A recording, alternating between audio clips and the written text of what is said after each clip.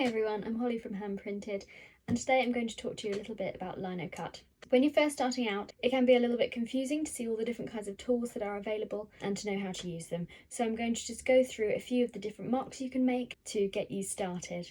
I'm going to be using a piece of traditional Hessian backed grey lino today. We have lots of this in the Hand Printed shop. You can use lots of different kinds of lino for most of these techniques, but some of the ones I'll show you are specific to this kind of Hessian backed lino. I've stained it blue with some watered down acrylic paint so it's easier to see the marks on it. I've got some different types of tools here. They are all V and U gouges. This is from the one of the beginner sets, which is the 5 lino cutters and handle, and this is one of the sets where you remove the blade and you change the blades and fix them into the handle, and they come with a set of different blades. Here I've got the large U blade in there. I've got the V and U gouges from my Japanese set, which I use all the time. I've also got some file tools. I've got an 11 one and a 12 one. The 11 one is a really tiny U and the 12 one is a really tiny V tool. The U gouges are great for carving even channels into the lino. So as usual, I've got my left hand behind the tool. You don't want it in front in case you slip and you can cut yourself. I've got my finger on the beginning of the blade. I've got the tool resting in my hand. And I'm just going to glide along the lino. And you can get different thicknesses of lines slightly by how deep you go into the lino. If you skim right across the surface, you'll get something thinner, and you'll get something wider if you go a little bit deeper. A V tool, like this one here, I can use to skim and make even tinier lines in the lino. This is great for little accurate edges. Can get some really nice fine lines from that V tool. They've got a pointed end and a flatter end from where I've snapped off. The deeper you dig with a V tool, the wider it will get, which means that you can get lines that start off narrower, get deeper, and finish narrower, like that. My tiny V12 one will work in the same way. This one, finger on the blade, and this is like a mushroom handle style tool. Hold that in the centre of my hand. You can get some really nice fine lines with these tools.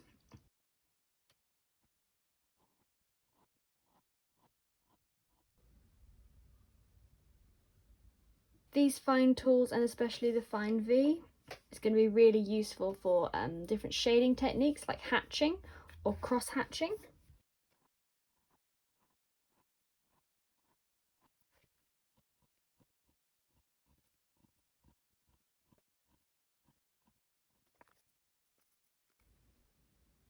Now I'm using traditional Hessian backed lino, which means that I can get a snap off when I put my tool in rather than having to put it in and dig it back out, and I'll show you what I mean by that.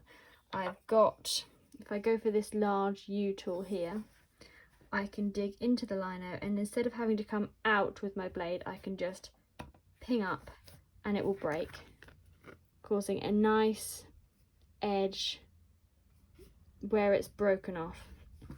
If you're using a vinyl or any of the soft cut easy carve, they won't snap because they stretch, so you'll have to go in with the tool and finish and come back out, which means you can get slightly fewer styles of marks. You can create some really interesting marks just by digging the tool in a little and pinging off. This U tool will create little U's.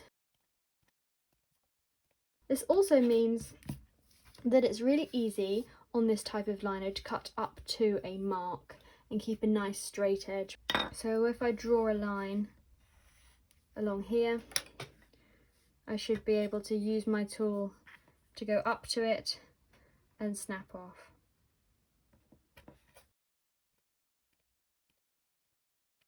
I can use a V tool to snap off as well, and predictably that's just going to create little V's, because instead of starting with a rounded end at the bottom, I'm starting with a point. So you can create these lovely little triangles by digging in and pinging off if you're using the traditional lino, which is a really lovely mark. So have a look at the tools that you've got and see what shapes you can make. Have an experiment with it. If you've got a spare piece of lino, it's always worth having a go with the tools that you've got, if that's the shape that that tool makes. When clearing an area of lino, that usually means you want to remove a large section of the lino where you don't want anything to print at all. And a U tool is usually best for that, something reasonably wide. So if I find my wide tool from this set, the reason we usually use a U tool for this is because it's not going to create too many peaks and troughs. So if we use a V, it's going to create quite a zigzagged area, and those high areas are going to pick up the ink. With a U, we can skim them off a little lower. So if I just clear an area here, I'm going to do marks overlapping one another.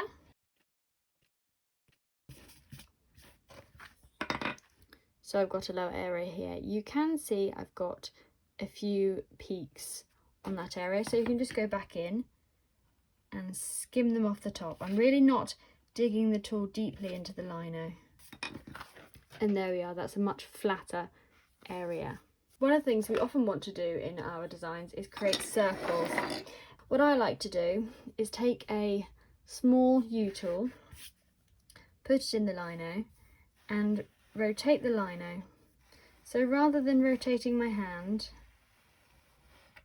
I'm turning the lino.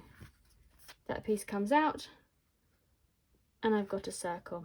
The smaller the U tool, the smaller your circle.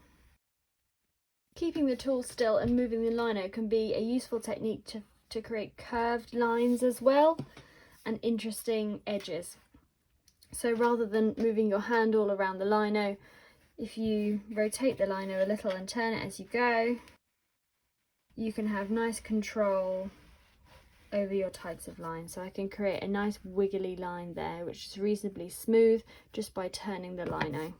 As well as creating dots by rotating, we can produce little dots just by coming in and out of the lino with a small V. Now these are going to be more like ovals than circles, so it depends on the kind of look that you're after.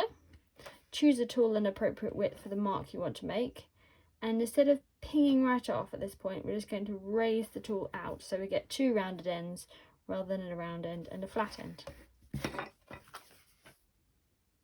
You can use these marks closer together or further apart to create texture.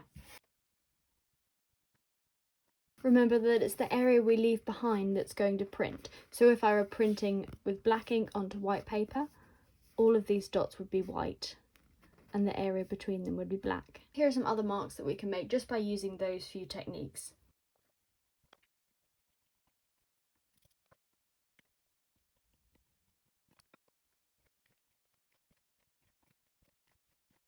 Snapping off to a carved line creates a zigzag edge or a scalloped edge with a V and a U. Snapping off with a little V into a centre point creates a star.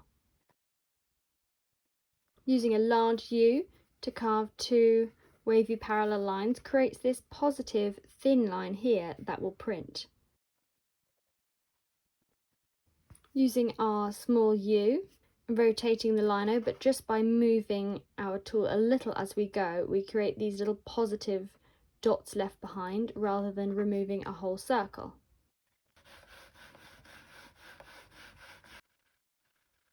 Rotating my wrist and rotating the lino at the same time creates this jagged zigzag line. The possibilities are virtually endless if you have a wide variety of tools, and you can absolutely experiment with what you've got. As long as you're using them safely, you can create all kinds of different marks, and I'm sure you can find loads of your own.